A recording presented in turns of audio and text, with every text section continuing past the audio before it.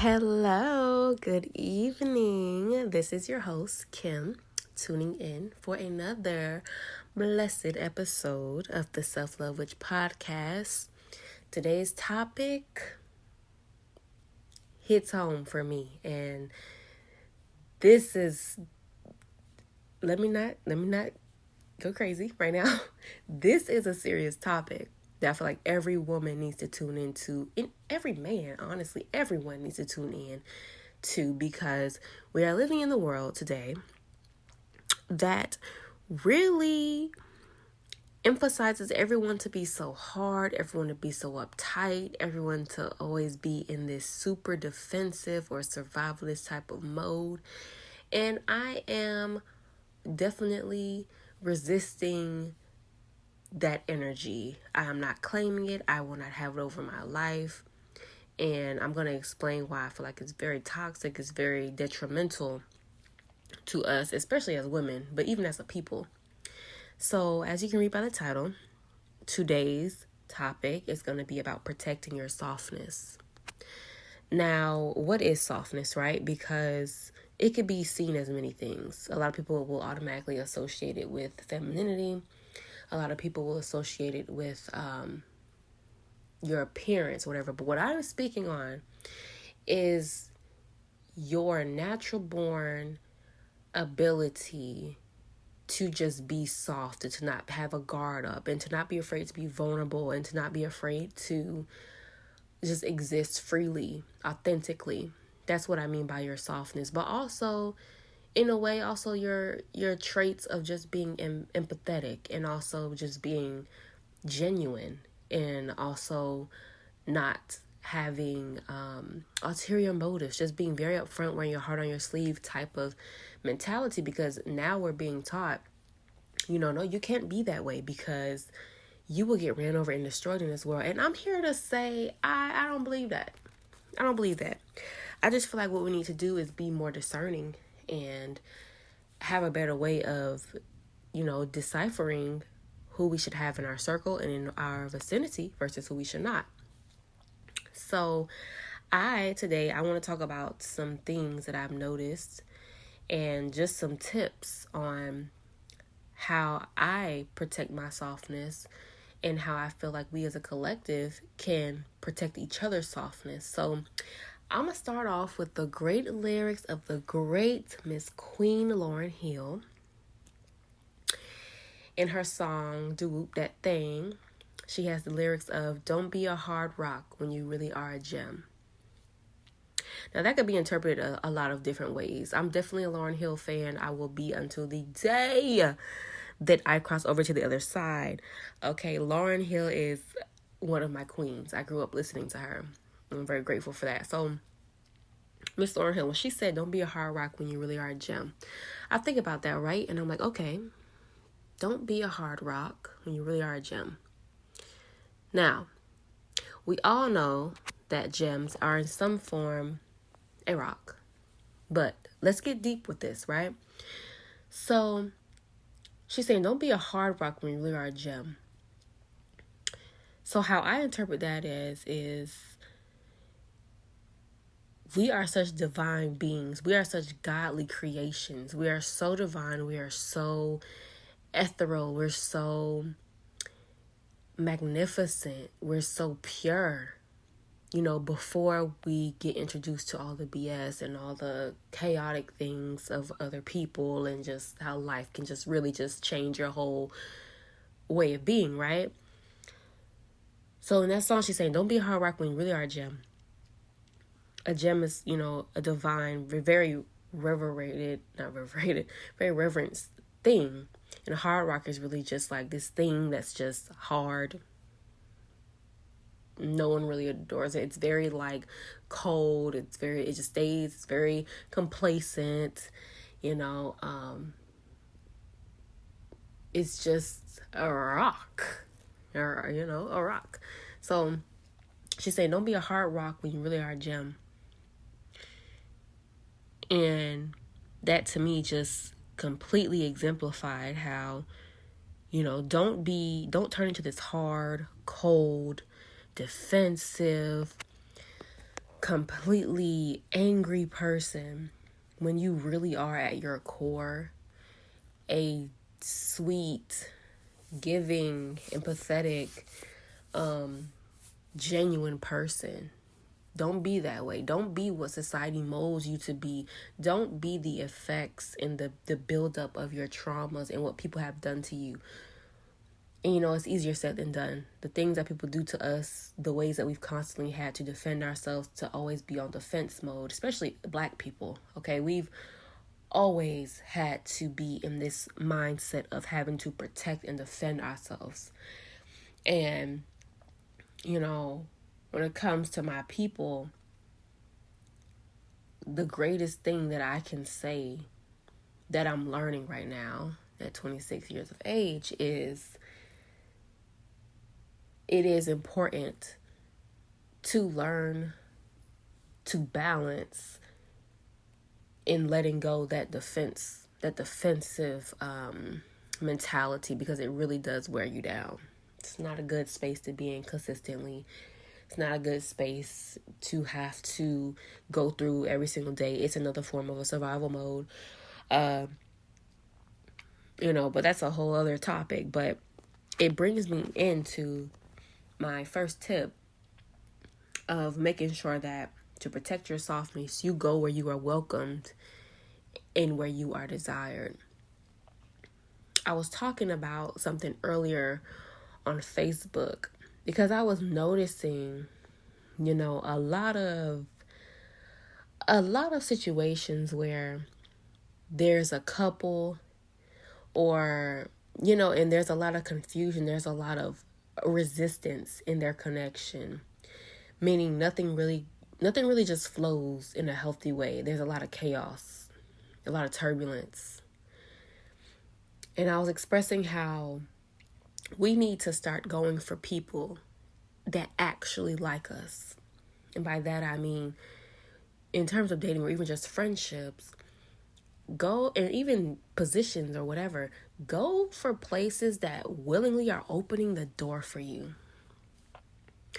I'm not saying to be against anything where you may have to work to get in, but when there's a clear defiance, when there's a clear resistance there, sometimes you really have to ask yourself, is this worth trying to become entangled with this energy or entangled with this specific thing or person if it does not readily welcome me? Because 9 times out of 10, if you are led into that space, if that door does open for you, there's going to be a whole plan orchestrated to get you the hell back out.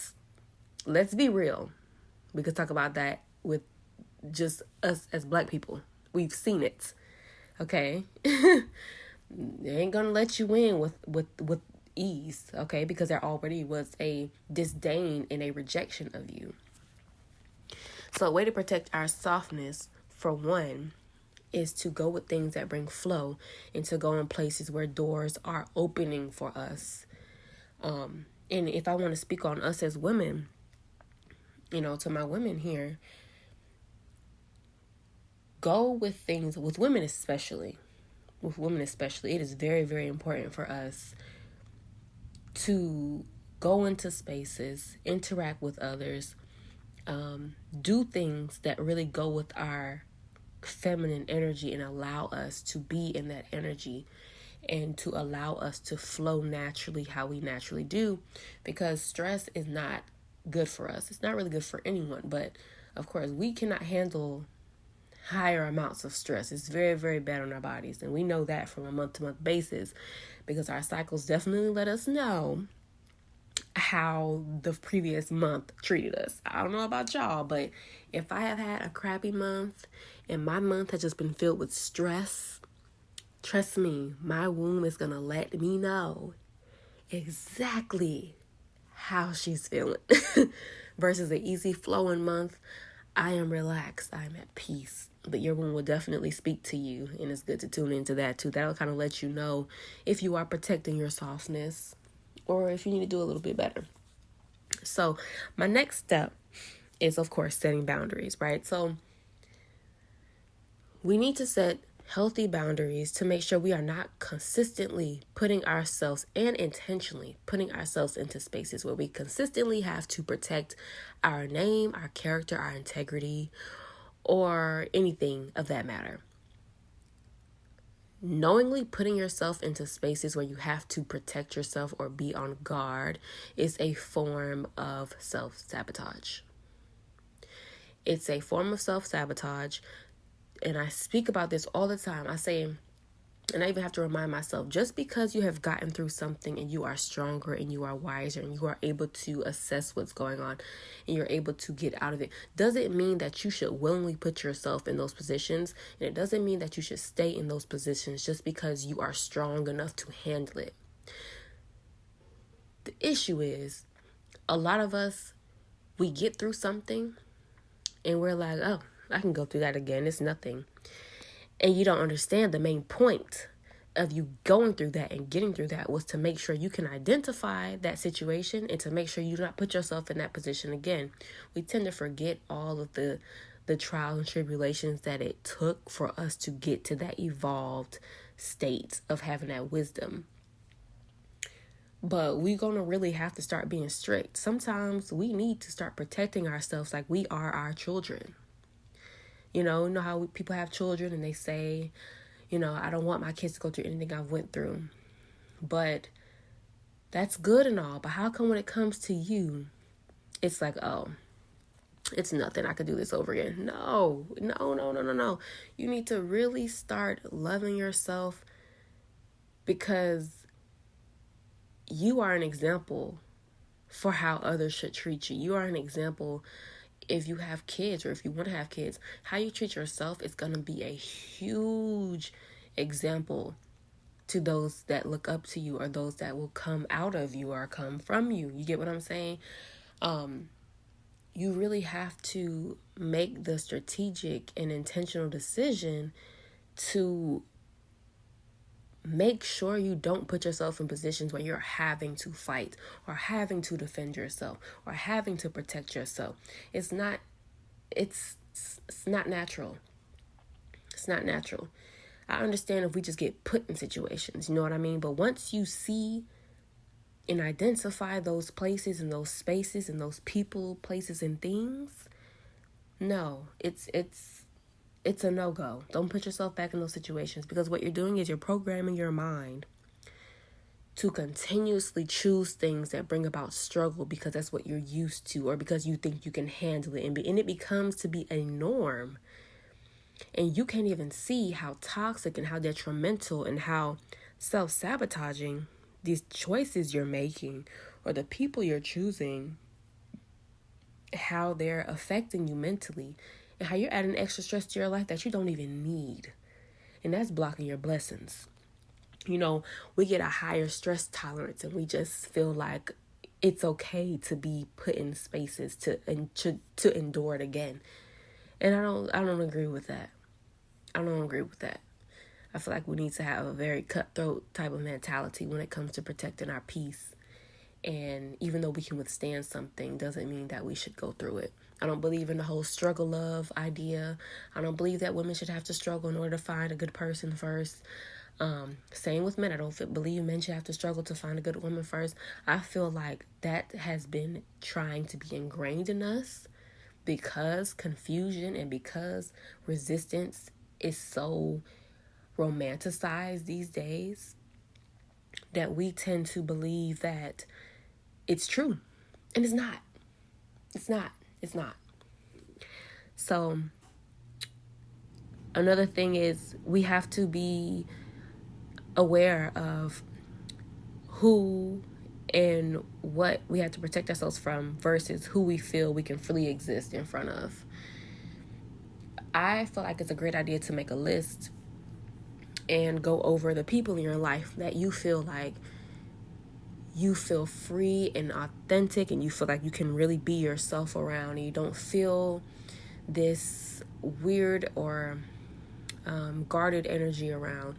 And you also have to make a list of the people that you feel the complete opposite around. You feel like you can't truly express how you feel. You can't truly just be your vulnerable self. You can't truly express how you're feeling. Those are the people that in a way, you're having to protect your softness against from. And I feel like it's important to reevaluate. I'm definitely the type of person where I'll be like, cut it off. I'm a cut off queen. If it just does not, if it's not going with or aligning with me, I'm cutting it out. But I understand everyone's not like that. You know what I mean? Me having to protect my softness from such a young age has gotten me to that point. But I understand everyone's not like that. But, if you can't cut someone off or cut something out, cold turkey, you definitely have to implement a plan. Sometimes you have to write out a whole plan of, okay, if this happens, I need to protect my boundaries and protect myself to not become, this hard, guarded, cold person by doing X, Y, and Z. Because I'm really tired. I'm so annoyed with the amount of people who try to act all hard, act so nonchalant, act like they don't care about anything. That is not natural. That is not natural. I'm here to say right now, that's not natural. And I'm sick of seeing it. I'm disliking it. I don't like seeing it. It's very annoying. It's irritating because we are grown. We're getting older. We're supposed to be getting wiser.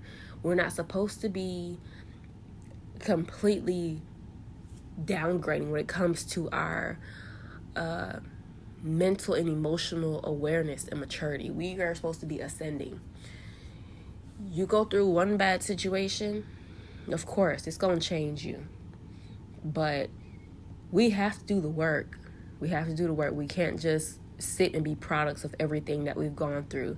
That's the issue. You can't just sit down and be a product of what people have done to you and that be it. You have to reclaim your narrative. You have to rewrite your story.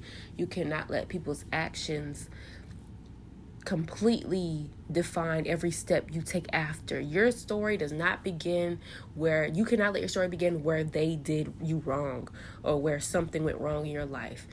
Your story began the moment you were conceived and born into this earth. And your story continues, and it's written completely by you once you gain that autonomy and once you reclaim the parts of your life that you feel were controlled or taken over by another person or by a situation.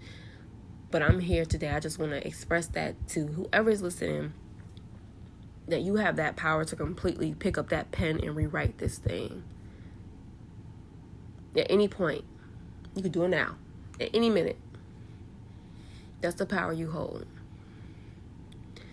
When you come from traumatic experiences or when you come from households that were not nurturing or not healing or you weren't heard, it hurts. I know from experience. I get it.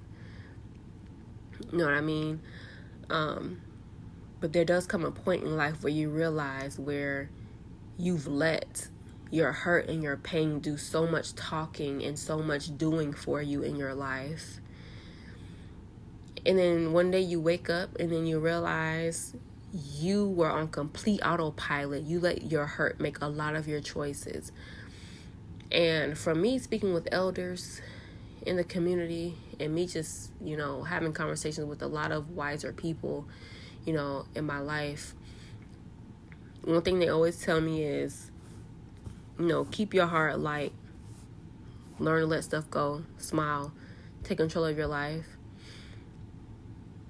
What people have done to you, let God deal with that. What people do to you or how people treat you, it doesn't have any reflection on who you are as a person. And for me, that was like the biggest eye opener. It was like, okay, yeah, I didn't deserve that. Wow. But you can't control what people do. And unfortunately, it affected you. But fortunately, we have the choice and we have the power to protect ourselves in a way to make sure we don't turn into these cold, guarded people that just can't see life in a pleasant way. But I really wanted to put this episode out because it's definitely something that I have been experiencing currently, just making sure I am protecting my softness and I'm not turning into someone who grows such a disdain for ingenuine connections or, situations that just really can have you rethinking, your whole, mentality when it comes to how you interact or how you operate, especially if you come from a genuine space and you're greeted with, energy that's not genuine. You have to make sure at the end of the day, you are not a hard rock, you are a gem. And you don't have to change just because of how other people are treating you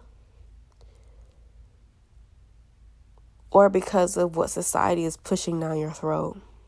Stay genuine, stay pure, keep your heart light. Always strive for your peace. Protect your softness. Protect that essence, that childlike essence. We get older and we tend to just feel like it doesn't matter, but now it doesn't hold any space now in this adult world, but it does. It holds a lot of space, and it's needed. And you could tell the ones who have thrown it away and the ones who are, holding on to it. It's a clear difference. But I really want to put this episode out. I really hope it touched someone. I really hope it brought some type of clarity. I really hope it opened someone's heart today. But please, don't be a hard rock when you really are a gem, baby girl. Respect is just the minimum. Okay? But I hope you guys have a blessed night. Keep your hearts pure. Keep your hearts light. Meditate on peace. Meditate on healing. Meditate on being okay with yourself. Meditate on genuine energy so that you may attract all of these things and be a complete vessel of these things. So like I said, I'm going to be more consistent. I'm getting on a schedule. So this is Wednesday's post. I will have another post coming on Sunday. Please email me at the selflovewitchpodcast@gmail.com if you have any suggestions for episodes.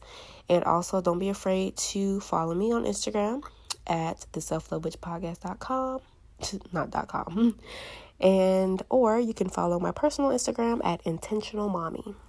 So thanks so much for tuning in. You guys have a blessed night. Peace.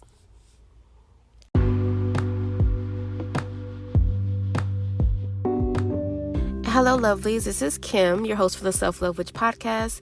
This is just a quick message for anyone interested in financially supporting the podcast, because we all know a lot of work and energy goes into this, and I do want to come forth with greater content in terms of getting, a better microphone and possibly even renting out a podcast space.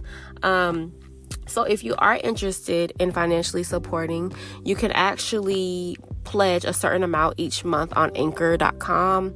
You can also ask for my PayPal, whichever way you'd like to support, whether it's a share, a comment, anything of that sort. I am so grateful. But I do want to let you all know that option is available for anyone interested, because I did get a few questions regarding that. And yeah, and I look forward to this journey with you guys. We are on season 2. So grateful for you guys. So yes, I hope you enjoy this episode. Peace.